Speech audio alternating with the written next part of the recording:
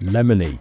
It sounds like an adjective a friend with a vocabulary like a child would use to describe something delicious they've eaten, but we've all been guilty of this in fairness sometimes. So I'm going to have some up and coming news for this channel over the next week or so, hopefully, depending on some deliveries I've got. But I've moved house finally to the other side of the country and I've been very busy, but trust me, this is going to be good for this channel. The ingredient lineup for this one, we're using an Old Tom gin, Yellow Chartreuse, Limoncello and fresh lemon juice. To kick this one off, add 1.5 ounces, that's 45 ml of Old Tom gin to your shaker. Follow up with 1/2 ounce, that's 15 ml of limoncello. Then add 1/2 ounce, that's 15 ml of yellow chartreuse.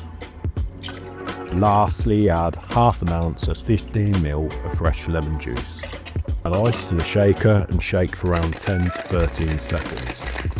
History-wise, this cocktail is from around 2003 and is thought to be an adaptation of Ted Haig's Lemony Snicket, which is named after a children's book he illustrated, and the original was a hell of a lot more potent than this version.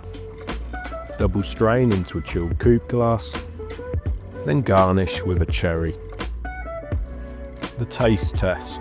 I really like citrus-based cocktails, but sometimes my nose and limoncello can give a bit of a sugar bomb kind of quality.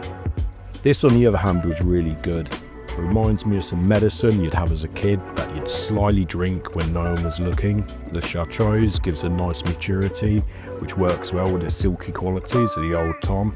The limoncello brings the right amount of sweetness, and the lemon balances it out, giving this a respectable 7.4 out of 10.